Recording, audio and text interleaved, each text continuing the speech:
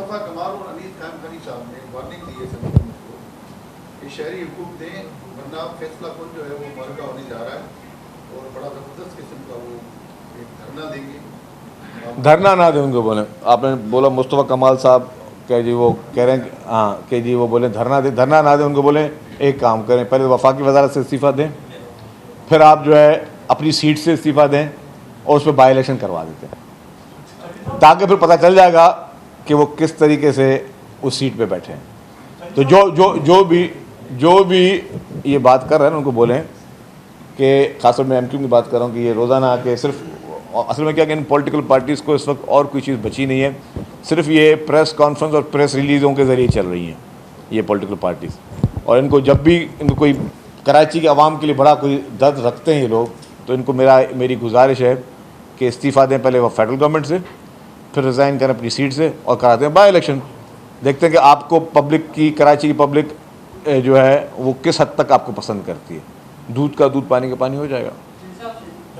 जी काजी साहब, काजी वन, हाँ अभी तक पानी में जो फसल हो रही है सिंध में, उसमें पानी का प्रकार से जो है वो ऐसा असल तरीके से नहीं दे रही है, जो सिंध के लिए बड़ा मसला पैदा हो रहा है। ये आईन पाकिस्तान में है कि किसी भी सूबे की वहदत के खिलाफ बात करना आइन के खिलाफ है। यहाँ मुख्तलिफ जमातें, मुख्तलिफ सियासी शख्सियात रोज़ाना सिंध की तकसीम की बात करती हैं, रोज़ाना सिंध को वफाक के हवाले करने की बात करती है, रोज़ाना नए यूनिट बनाने की बात करती है। सिंध हुकूमत उनके खिलाफ एक्शन क्यों नहीं ले रही? देखिए जी, एक्शन वो चाहती इसलिए हैं। जमाली साहब, आप तो बहुत पुराने सहाफ़ी हैं, आपको ये समझना चाहिए कि ये क्यों करते हैं। इनको पता है कि नहीं हो सकता, मतलब, और हम भी कहते हैं इस पर ज़्यादा ध्यान ना दें। जो आपको ये कहते हैं कि जी नए सूबे बनाएं और सिंध को 6 सूबों में करें, अगर ये तो आप भी कह सकते हैं कि 15 सूबे बना लें, तो नहीं असर हो सकता। उसके लिए तरीका है, आईन पाकिस्तान ने तरीका दिया हुआ है कि पहले आपने पार्लियामेंट से पास करवाना है, फिर उस सूबे की असेंबली ने 2/3 मेजॉरिटी देनी है। जब एक चीज़ उनके पास है नहीं तो उनके कहने से फ़र्क क्या पड़ता है। और आप वाली बात कि उनके खिलाफ एक्शन क्यों नहीं लेते, तो वो चाहते ये हैं कि हम कोई ऐसा एक्शन लें जिससे उनको अपनी मुर्दा सियासत को जगाने में उनको मौका मिले। मैंने आपको मोटरवे वाला बता दिया था, मैंने ऑलरेडी कह दिया था कि मोटरवे अभी तक सिंध भर में कोई एक भी मोटरवे नहीं है। मुतालबा करेंगे कि जो बढ़ती हुई पेट्रोल की कीमतें वो कम करें या कल इजाफा ना करें, सवाल से आप कुछ कहेंगे? देखिए जी, हम समझते हैं कि जो भी इस वक्त हालात हैं और इंटरनेशनल हालात में सबको कड़ी नज़र रखनी चाहिए। मुझे ये, ठीक है प्राइम मिनिस्टर साहब किसी और पॉलिटिकल पार्टी के, लेकिन मुझे ये इत्नाज़ा है जो भी फैसले करेंगे वो कौम के और मुल्क की इकॉनमी को देखकर करेंगे। अगर इंटरनेशनल मार्केट में पेट्रोल गिरेगा तो ज़रूरी तौर पे है कि पाकिस्तान भी उसको, उन कीमतों को रिड्यूस करे। अगर खुदा न खासा वहाँ पे कोई और मज़ीद गल्फ़ में टेंशन होता है और जो इंटरनेशनल सिचुएशन देख रहे हैं उसमें कोई टेंशन होता है, तो अगर महंगा होता है तो डेफिनेटली पाकिस्तान जो है ये अफोर्ड नहीं कर सकता कि अपनी जेब में से भरे। और जो भी आप मार्केट देख रहे हैं वो इंटरनेशनल मार्केट 60 फ्लैक्चुएट कर रही है। इंटरनेशनल मार्केट या बढ़ रही है या कम, बढ़ रही है तो उनको भी बढ़ाना पड़ता है, जब कम हो रही है तो उनको भी कम करना पड़ता है। शरीफ साहब ये बताएं कि कल जो है मिलर्स ने एक प्रेस कॉन्फ्रेंस की है कराची प्रेस क्लब में, उन्होंने ये कहा है सिंध हुकूमत के बारे में उन्होंने कम और पंजाब हुकूमत के बारे में ज़्यादा कहा है कि उन्होंने गंदम की गलत पॉलिसी दी, जिसकी वजह से उनका कहना है कि 46 लाख गंदम की जो है बोरियां वो वहाँ से किस्सत कर अफगानिस्तान। कल वो मिलर्स ने प्रेस कॉन्फ्रेंस की।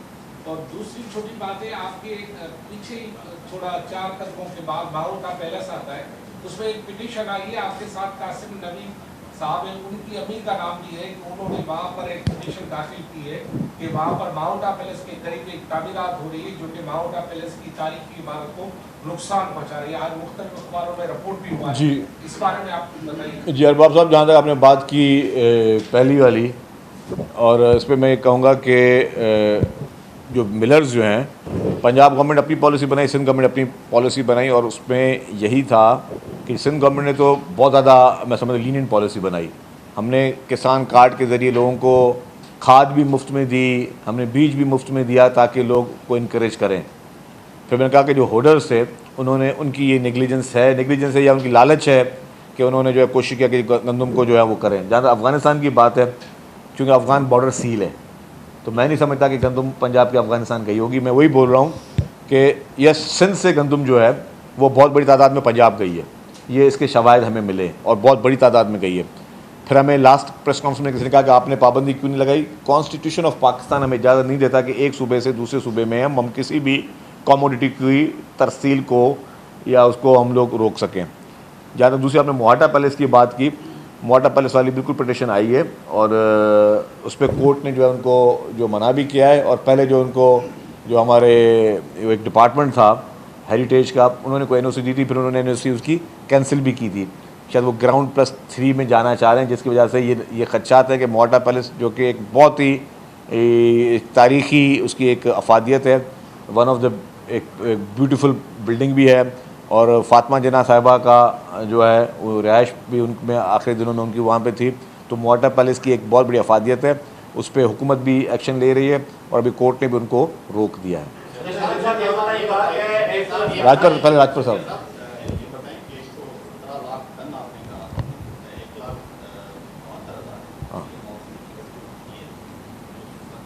1,72,000 सॉरी 1,72,000 टन। यस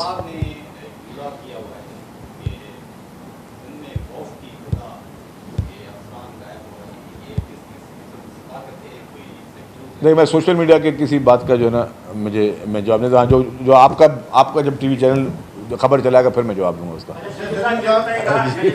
ये बताइए, एक धरना चल रहा है गुज़िश्ता 20 दिनों से बगरलो बाईपास पे धरना लगा हुआ है।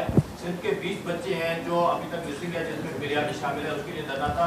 अभी 20-21 दिन हो गए। कल उन्होंने बगरलो बाईपास मुकम्मल तौर पर बंद करने का ऐलान किया है। कोई भी ट्रैफिक वो कह रहे हैं कि पंजाब की तरफ जाने नहीं देंगे, सिंध और पंजाब के दरमियान जो बॉर्डर है तो वहाँ पे उतरना है। वो प्रिया कुमारी कब बाजियाब होगी और जो मुजाहिद बैठे हुए हैं उनसे बात करने के लिए सिंध हुकूमत कोई इक़दाम ले रही है? देखिए जी, प्रिया कुमारी वाला जो वाक़या इस पर बहुत एक सेंसिटिव इशू भी है और उस पर बहुत सारे लोग उस पर अपना जो सरकारी मौक़िफ़ आ भी चुका है। आपने आईजी साहब से भी कुछ दिन पहले शायद बात की थी और उससे पहले भी सारी बातचीत हुई है, तो इस पर मेरे ख्याल से मैं कमेंट नहीं करूँगा। जो हुकूमत के बस में बात है, हुकूमत सारी चीज़ें वो कर रही है। हमीद साहब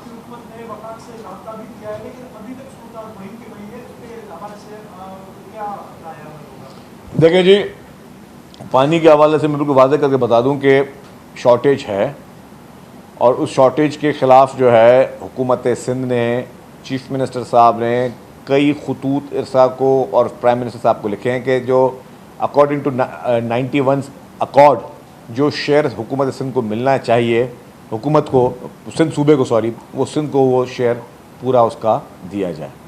काजी साहब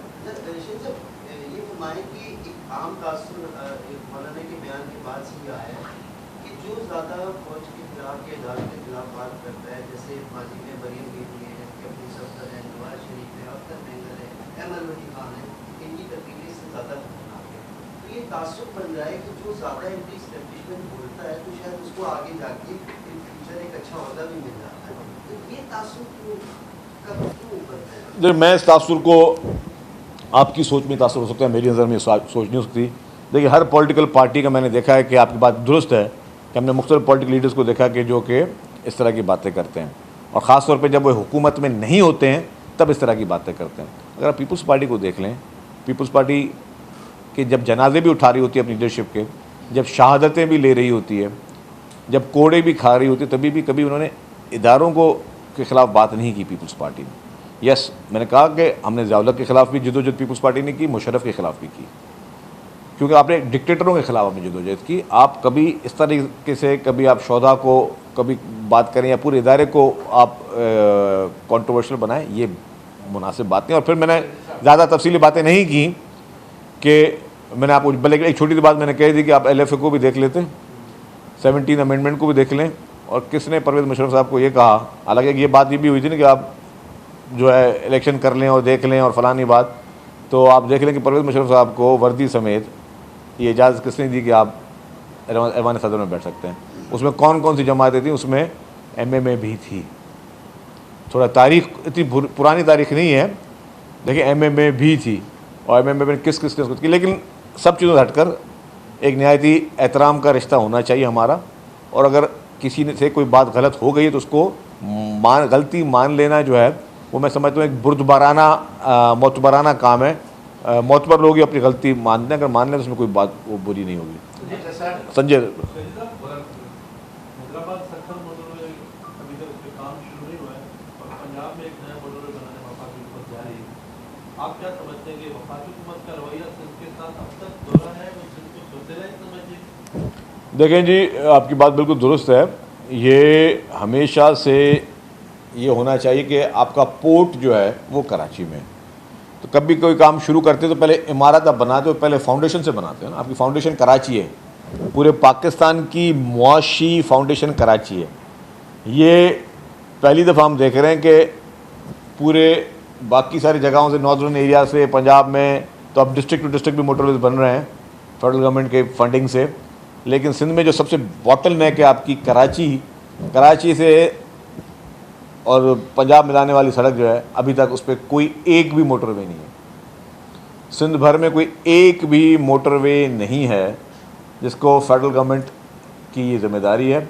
और आज भी अगर फेडरल गवर्नमेंट उसी तरीके से ये इस तरीके मतलब पॉलिसी रख के बैठी हुई है कि जी बाकी वो अपने ज़िलों को मिला रहे हैं क्योंकि आप वफाकी हुकूमत में बैठे हैं, और आपने उस सूबे को जो आपको रेवेन्यू दे रहा है, जो आपका पोर्ट सिटी है, जो पाकिस्तान का मुआशी शहरग है, उसको आप अगर बिल्कुल लास्ट प्रायोरिटी रख रहे हैं तो मैं समझता हूँ कि ये उस सूबे के साथ भी ज़्यादती है, ये पाकिस्तान की मईशत के साथ भी ज़्यादती है और पूरे पाकिस्तान के साथ जाती है।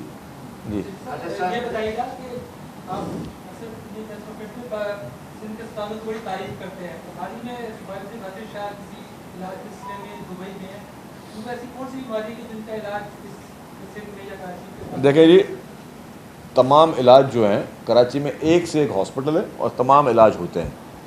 नासिर शाह साहब इलाज कराने दुबई नहीं गए थे, मैं थोड़ा वादे कर लूँ, ये काफ़ी क्रिटिसिज्म आया। वो दुबई में मौजूद थे, वहाँ पे उनकी तबीयत ख़राब हुई, फिर हॉस्पिटल में गए। अगर वो कराची में होते तो कराची में ही उनका इलाज होता, और कराची में एक से एक हॉस्पिटल मौजूद हैं। अगर मैंने आपको बताऊँगा, मुझे अगर हार्ट अटैक हैदराबाद में हुआ तो मैं हैदराबाद से कराची तो नहीं आऊँगा। इसी तरीके से अगर कोई दुनिया के किसी मुल्क में मौजूद हो, कोई लंदन में मौजूद हो, उसको कोई दिल की बीमारी हो, तो वो तो नहीं वो इलाज करवाने के लिए वो आएगा पाकिस्तान। तो ज़ाहिर है, मैंने कहा कि सिंध में आज भी state of the art hospitals मौजूद हैं जिसमें हर बीमारी का अल्हम्दुलिल्लाह इलाज होता है, और टॉप ऑफ द पूरा पाकिस्तान के इलाज यहाँ पे करवाता है। तो शाह साहब ऑलरेडी वहाँ मौजूद थे और वहीं पे उनकी तकलीफ हुई, तो इसीलिए वहीं पे इलाज। एक राना साहब, सवाल किया सरकार वो भी आप हैदराबाद कराची से मोटरवे बनवाएंगे या वफाक से रहेंगे? भाई बाकायदा मोटरवे होना चाहिए। सेकंड ये कि आपने सीएम ने स्पीच में ऐलान किया था कि टैक्स फ्री बजट है, टैक्स फ्री बजट होना और बजट टैक्स फ्री बजट होना और टैक्स में इजाफा करना एक ही चीज़ है। क्योंकि जो जितने भी आपके टूल हैं जिसमें हुकूमत रहती है उन सब में एकदम इजाफा कर देंगे 1 जुलाई से। टैक्स फ्री होना और टैक्स में इजाफा करना, इनमें क्या फ़र्क होता है? देखिए, टैक्स फ्री का मकसद ये होता है कि आप किसी भी अशियाओं की ख़रीद और फ़रोख्त पे आप टैक्सेस जब नहीं लगाते, हम कहते हैं ये टैक्स फ्री बजट है। ठीक है, तो किसी भी चीज़ पे, कमोडिटीज़ पे कोई टैक्सेस नहीं लगे और किसी चीज़ों पे टैक्सेस, नई ड्यूटियाँ नहीं लगी हैं। जहाँ तक आपने बात की, वो प्रोजेक्ट्स जो कि पब्लिक प्राइवेट पार्टनरशिप में हमारे टोल्स चल रहे हैं, जो एरियाज चल रहे हैं, जैसे मैंने आपको बताया कि हैदराबाद में खास रोड उस पर पब्लिक प्राइवेट पार्टनरशिप पे चल रहा है, हमारा झिरक मुलाकात वाला पब्लिक प्राइवेट में जा रहा है, आपका शारा भुट्टो पब्लिक प्राइवेट पार्टनरशिप में सारे, तो वहाँ पे जो एज़ पर कॉन्ट्रैक्ट कितने टाइम में, और उनको फिर जो उनके जो रेट्स दिए गए हैं वो सारे उनके एग्रीमेंट्स में शामिल हैं। तो कोई नया टैक्स गवर्नमेंट ने जो है वो शामिल नहीं किया। अच्छा सर जी जी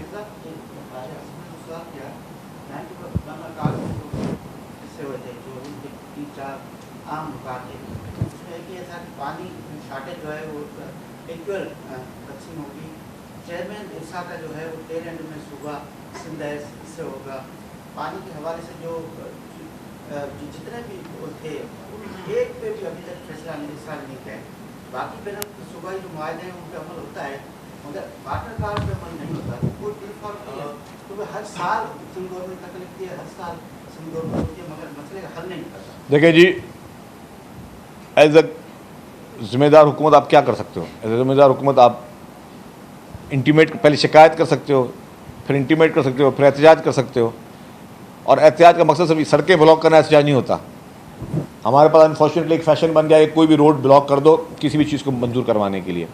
बीच में जिस तरीके से कैनालों पे भी हुआ, सारी चीज़ें भी हुई, मैं आपको बता दूं वो प्योरली पीपल्स पार्टी का मौक़िफ़ था कि हम नहीं करने देंगे। और पीपल्स पार्टी ने, आपने देखा कि वो बातचीत के ज़रिए ही प्राइम मिनिस्टर साहब के पास जब अपने एहतजाज रिकॉर्ड कराया, फिर मीटिंग, 1 मीटिंग हुई, 2 मीटिंग हुई, 10 मीटिंग हुई, सब ने अपना रोल प्ले किया और फिर उसको कैंसिल किया गया। तो आज भी जब आपने बात की कि इरसा के साथ इरसा का जो जिम्मेदारी है कि 91 अकॉर्ड के तहत तमाम सूबों को पानी का शेयर मिले, वो इरसा नाकाम जा रहा है। फेडरल गवर्नमेंट की उसमें हम देखते हैं कि उसमें नाकामी है, तो उसके हम एहतजाज करते हैं, हम एहतजाज रिकॉर्ड कराते हैं और कोई मैकेनिज्म हमारे पास ज़रा एहतजाज की हुकूमत के पास होता है और उसको हम हर प्लेटफॉर्म पे करते हैं और बड़े स्ट्रांगली करते हैं। और उसके ऊपर ये नहीं कि एहतजाज के बाद कुछ होता नहीं, एहतजाज के बाद फिर पानी मिलना शुरू हो जाता है, फिर कभी बीच में डंडी मारते हैं, फिर हम एहतजाज करते हैं भाई हमें पानी पूरा चाहिए हमारा। तो यही तरीका है और यही तरीका होना चाहिए कि आप डेमोक्रेटिक वे में, कॉन्स्टिट्यूशनल वे में और अखलाक के दायरे में अपने एहतजाज रिकॉर्ड करें और अपने मुतालबात को मंजूर करवाएं अपने लोगों की बेहतरी के लिए।